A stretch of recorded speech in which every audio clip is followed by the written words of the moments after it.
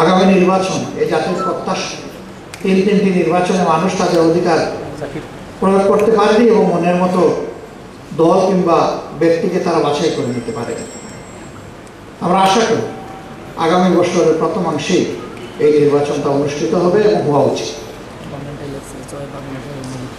এর সাথে আমরা এটাও বলেছি যে যদি প্রয়োজনীয় বেসিক সংস্কারগুলো করা না হয় আর যদি আগের মতোই নির্বাচন হয়, এই নির্বাচন জাতির জন্য আরেকটা দুঃখ এবং বেদনার কারণ হবে।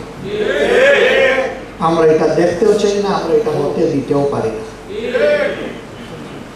এই জন্য প্রয়োজনীয় সংস্কার আর অপরাধীদের বিচার। আমরা জানি সব বিচার এই সময়ের ভিতরে শেষ করা সম্ভব নয়, কিন্তু বিচারের ক্ষেত্রে আমরা সরকার এবং বিচার বিভাগের আন্তরিকতাটা দেখতে চাই। আমরা দৃশ্যমান কিছু দেখতে চাই। 2-4টা হলেও শীর্ষ অপরাধীদের শাস্তির ব্যাপারটা আমরা দেখতে চাই। এরপরে এই ধারা চলমান থাকবে। যারা পরবর্তী পর্যায়ে দেশের শাসন ক্ষমতায় আসবেন তাদের নৈতিক দায়িত্ব হবে এই বিচারকে চালিয়ে নেওয়া এবং এটাকে সমাপ্তির দিকে নেওয়া।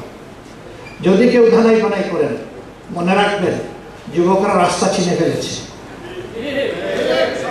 আগামীতে আমি করি আর আপনি করেন, দানাই বানাই করলে এই যুবকরা আপনাকে আমাকে ছাড় দেবে না।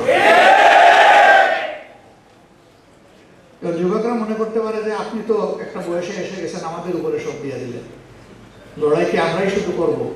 না না, আমি সবসময় যুবক ভাইদেরকে বলি আমি আসলেই তোমাদের ভাই এবং সহযোদ্ধা, তোমাদের সাথেই আছি ইনশাআল্লাহ। এবং সেই লড়াইয়ে আমি পিছনের কাতারে আস্তে আস্তে হাঁটবো না, তোমাদের হাতে হাত ধরে ইনশাআল্লাহ সামনেই থাকবো আল্লাহ। এটা শুধু আমার অবস্থান নয়, এটা আমাদের দলের অবস্থান।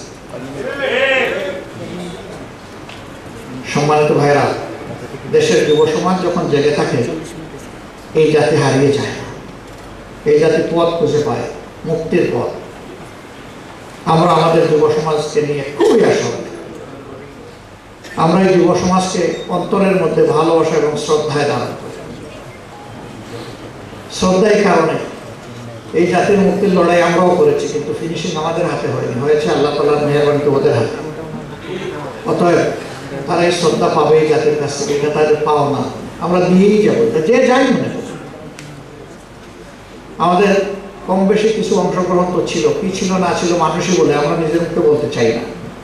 কিন্তু আপনারা সাক্ষী, কখনো আমরা দাবি করি নাই যে এই আন্দোলনে আমাদের এই অবদান আছে।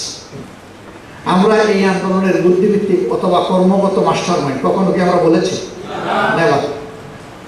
আমরা বরঞ্চ এটাকে অস্বীকার করেছি যে যদি একজনকে দুইজনকে মাস্টার মাইন্ড বলেন তাহলে বাকিদেরকে তো আন্ডারমাইন্ড করা হবে।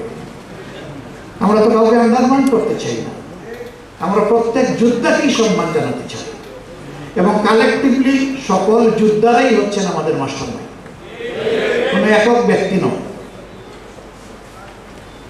ইনশাআল্লাহ আমাদের লড়াই চলবে, সাথে এই সাংবাদিক বন্ধুদেরকে আমরা পাবো আশা করে চলার। আমাদের সব কথা সবার পছন্দ নাও হইতে পারে এবং সব কথা সঠিক নাও হইতে পারে।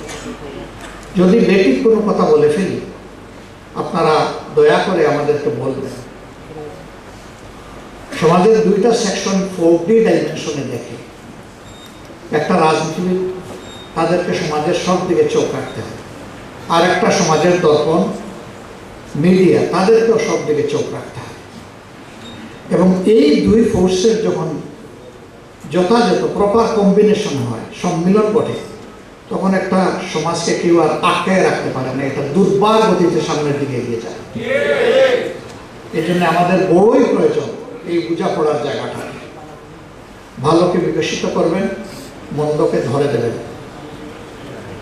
যাদের কপাল ভালো তারা সংশোধন করবে এখান থেকে শিক্ষা নিয়ে, যাদের কপাল খারাপ তারা আরো বেঁকে বসবে এবং ধ্বংস হবে।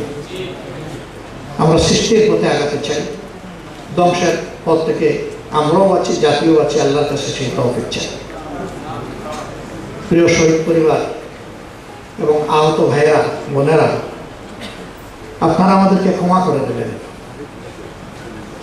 অনেক দায়িত্ব আপনাদের প্রতি, স্রেফ খুশি করার জন্য এই কথা বলছি না, আল্লাহকে সাক্ষী রেখে হৃদয়ের গভীর থেকে বলছি।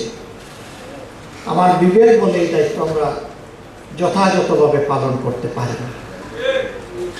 আমাদের সদিচ্ছা থাকলেও আমরা পারি না। আমাদের এই সীমাবদ্ধতার কারণে আমরা যে পারলাম না, আমাদেরকে ক্ষমা করবেন। কিন্তু আগামী দিনের অঙ্গীকার পূরণে আমরা যাতে পারি, সেই জন্য আমাদের জন্য দোয়া করবেন।